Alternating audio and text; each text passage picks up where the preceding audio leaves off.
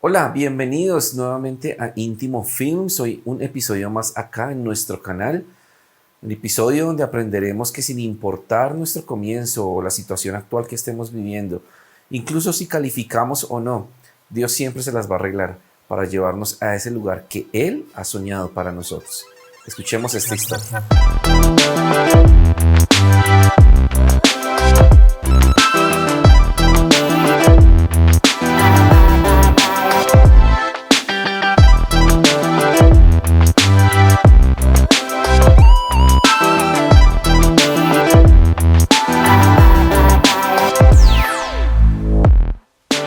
Mi nombre es Jefferson Ricaute, nací en Santiago de Cali, tengo 37 años, soy el primer hijo de 5 que componemos nuestro hogar familiar. Por la misericordia de Dios, hoy soy pastor, estoy casado con, obviamente, mi esposa, Joana, y tengo 4 preciosas hijas. Cuando tenía 14 años de edad, Dios me da el privilegio de conocerlo. Nunca fuimos una familia religiosa, nunca asistimos a una iglesia. Por primera vez asistí a una iglesia cristiana, me gustó mucho. Empecé a ir a esas reuniones, me gustó mucho la alabanza, fue lo que más cautivó mi vida. Me impactó mucho la forma como alababan al Señor. Me interesé mucho porque creo que fui llamado para la música. Iba a la iglesia solamente por ver a la orquesta tocar. Me empecé a consagrar, me empecé a buscar del Señor, me bauticé a los 3 meses, empecé a servir en la alabanza porque tenía algunos conocimientos de música. Cuando estaba ahí en el grupo de alabanza a mis 14 años, recuerdo que nosotros hacíamos una vigilia todos los últimos sábados de cada mes, y en una de esas vigilias el líder de alabanza se le ocurrió que cada uno contara su testimonio. El grupo de alabanza lo componían 35 integrantes, entonces cada uno empezó a contar su testimonio y eran testimonios muy impactantes. Había gente que fue asesina, otros que fueron narcotraficantes, otros fueron violadores, y la gente, cuando escuchaba esos testimonios, aplaudían, daban gloria a Dios por ver cómo una persona tan mala hoy conoce del Señor, convierte su vida, ahora le sirve. Pero cuando llegó mi turno me dijeron: Jefferson, cuenta tu testimonio, y la verdad no tenía un testimonio para contar. Dije solamente que había conocido al Señor a los 14 años, que en mi vida no había pasado nada extraordinario, pero nadie dio gloria a Dios, nadie aplaudió, nadie dijo wow, tremendo, como lo habían hecho con los otros integrantes. Desde allí nace una frustración porque dije, quisiera tener una historia que contar. De pronto pensé, dije, me gustaría ser alguien malo para tener una historia que contar, pero la verdad no fue así. Seguí sirviendo en alabanza. A los 15 años ya era profesor de música en mi iglesia. Muchos jóvenes iban a nuestra iglesia porque era una iglesia muy grande. Nosotros enseñábamos ahí, yo era profesor de batería y tenía muchos alumnos, y uno de esos alumnos fue mi cuñado. Él fue el puente que me conectó con la que hoy día es mi esposa. Empecé a entablar una amistad con ella, empecé a visitar su iglesia, conocer a los pastores porque ella es hija de pastores también. Me interesé mucho en ella, hablé con el pastor a ver si nos daba permiso de ser novios, pero el pastor dijo: no, tú no calificas para ser novio de mi hija porque mi hija, el esposo de ella ya ha sido profetizado, y el esposo de ella es un hombre de Dios, que es un predicador, que viaja a las naciones, y tú no calificas para ello.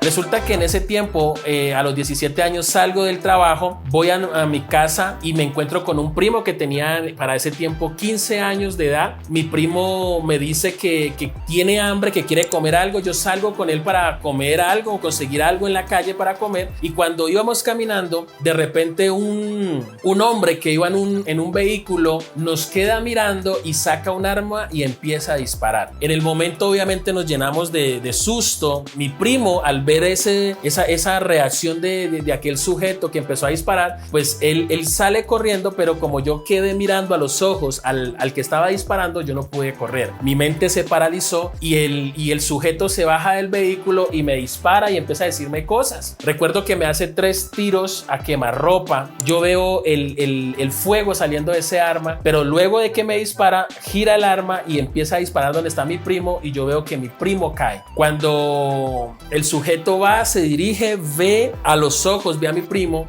está, yo puedo notar de que él está moviendo sus pies. Yo corro a ver qué le pasó y veo que de la cabeza le salía de todo porque el disparo fue en la cabeza. Empecé a orar. Yo nunca había experimentado el poder de la oración como ese día. Oré pidiéndole a Dios que tuviera misericordia. Oré para reprender la muerte, porque uno empieza a orar, hay como varios niveles de oración, pero yo recuerdo que yo los utilicé todos. Yo utilicé la misericordia, oré para que él fuera testimonio para mi familia, para que si Dios le salva la vida, mi familia se convierte. Al ver que no había respuestas, empiezo a orar reprendiendo al diablo, reprendiendo la muerte y tantas cosas que hice, pero a la final le dije, bueno, Señor, que se haga tu voluntad. Pero obviamente le pedí a Dios que por amor él no se muriera, porque era hijo único. Mi tía, la madre de él, ya tenía una edad avanzada, ella vivía para él, trabajaba para él y no había oportunidad de tener más hijos, o sea que era hijo único, era mi primo, pero para mí era como un hermano porque crecimos juntos, era alguien muy importante para nuestra familia. Resulta de que esa oración no tuvo respuesta, o quizás sí, porque un no también es respuesta. Y recuerdo que salieron los médicos y dijeron, tu primo está muerto, tenía muerte cerebral cuando tú lo trajiste y ya no hay nada que hacer. Ahí se me derrumbó mi vida, ahí sentí de que ya mis oraciones, mi fe, todo lo que yo había hecho hasta ese momento, sentí que Dios me había defraudado, sentí que Dios no había respondido la oración de alguien sincero, de un joven que experimentaba el poder de la oración, pero que le pedía que hiciera un milagro con aquella persona que tenía solamente 15 años de edad. Y para mí fue muy confrontante. ¿Por qué? Porque yo pude ver mi muerte, porque a la primera persona que le dispararon fue a mí. O sea, el asesino me miró a los ojos y me disparaba. Entonces, en el momento que yo vi agonizar a mi familiar, yo pude ver que era mi vida agonizando. Cuando estábamos en el velorio, yo pude ver a mi familia llorando el cuerpo de mi primo, pero yo me veía a mí adentro de ese ataúd. Cuando fuimos a enterrarlo al cementerio, yo pude ver mi sepultura. O sea, yo estuve en el momento de mi muerte, yo vi cómo todos lloraban y fue algo, no sé cómo lo puedo explicar, pero fue algo confrontativo, porque yo estuve en mi muerte y yo pude visualizar cómo sería mi muerte en ese momento. A partir de ahí me enojé con Dios, me aparté de los caminos de Dios enojado, porque sentí que Dios no me escuchaba, que de pronto era una fábula, de que tantos testimonios que la gente ha contado de que Dios les salvó la vida. Mire, conozco gente que fue tan mala y no les sirven a Dios, no son buenas personas, han pasado por atentados más fuertes y siguen con vida. Entonces yo pedía un milagro para este familiar. La Biblia nos enseña en Romanos 8:35 que ni tribulación, ni hambre, ni ningún peligro, ni la muerte siquiera nos podrá separar a nosotros del amor de Cristo.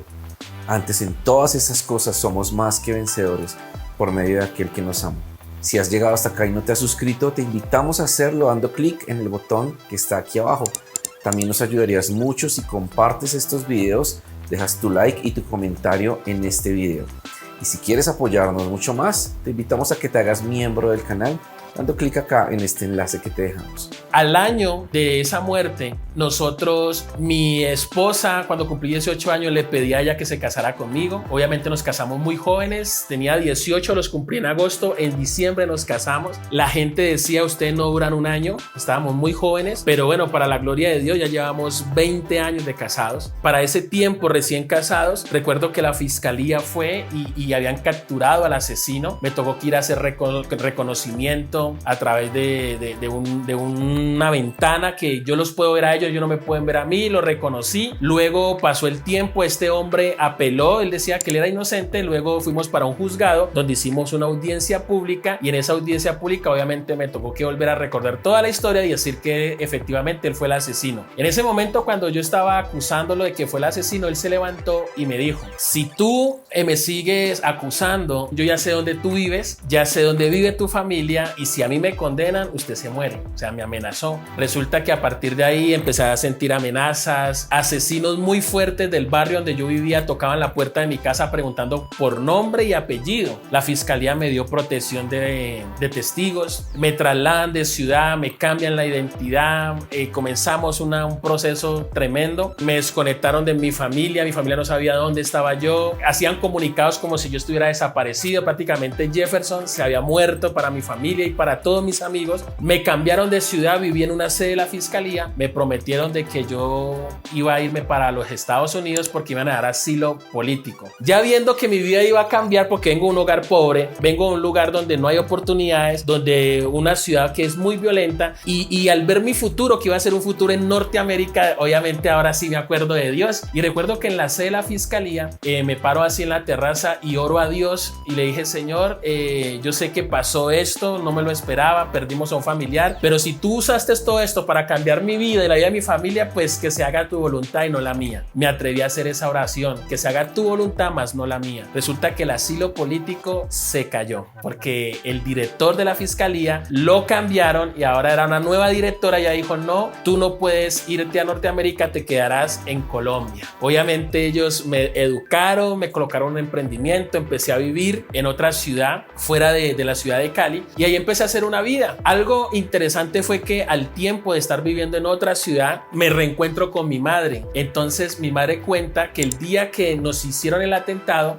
minutos antes de ese atentado, ella preguntó dónde estaba su hijo y una tía le dijo: no, ellos se fueron a una fiesta, se fueron a conseguir novias. Y mi mamá dijo: yo curo a mi hijo con la sangre de Cristo. Cuando ella soltó esa palabra, escuchó al instante, escuchó los disparos. Cuando hicimos la audiencia pública, algo que puedo recordar fue que la persona que me disparó, él decía, cuando yo lo acusaba que me había disparado, él decía que no me había disparado a mí, que le disparó a unos hombres grandes que estaban frente a mí. Entonces hoy puedo concluir de que cuando mi mamá soltó esa palabra, curo a mi hijo con la sangre de Cristo, entonces Dios envió a sus ángeles para que me guardaran. Porque les puedo decir que ningún impacto de bala perforó mi vida, pero sí fue un testimonio para la gloria de Dios, porque a partir de ahí empecé a contar ese testimonio de cómo Dios me libra de la muerte y muchos jóvenes en ese tiempo decían: yo quiero a ese Dios que salva, yo quiero a ese Dios que protege. Y mire que ese testimonio me ha llevado por varias ciudades, me llevó a varias naciones y hoy soy pastor, soy representante legal de una iglesia muy linda aquí en San Francisco, Cundinamarca. He ido a varias naciones de Sudamérica, he estado en Chile, en Brasil, en Argentina, he estado en Ecuador, en Perú y he estado visitando varias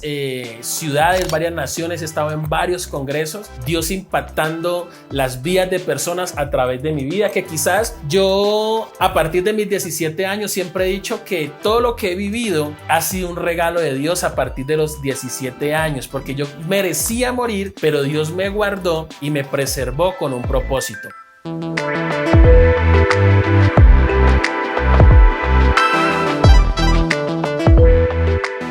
Un día, recuerdo tanto que en la ciudad de Cali me tocó que volver a mi ciudad de riesgo, a la ciudad donde yo corría peligro, me tocó que volver allá y estando predicando allí, yo le decía al Señor que me usara como a nadie porque eran varios predicadores internacionales que estaban en ese coliseo y cuando me bajo de la tarima en el momento de ministrar, me acerco ante una mujer y yo veía a una mujer que estaba llorando y yo sabía que no lloraba por la presencia de Dios, identificaba en ella que había unas lágrimas de dolor y le pregunto: ¿por qué lloras, mujer? Y ella me dice: ahora entiendo por qué el día que quise terminar con tu vida, Dios no lo permitió, porque para esto es que Dios te tenía. Esa mujer era mi mamá. Mi mamá me confesó que cuando ella quedó en embarazo mío, ella tenía 15 años de edad. Ella se enamoró de un hombre que era una persona muy fuerte en la ciudad de Cali. Era una persona que se movía en pandillas, se movía en unas organizaciones muy peligrosas y él enamoró a mi mamá. Mi mamá quedó en embarazo y resulta que él la abandonó, simplemente estuvo con ella pero no la apoyó en su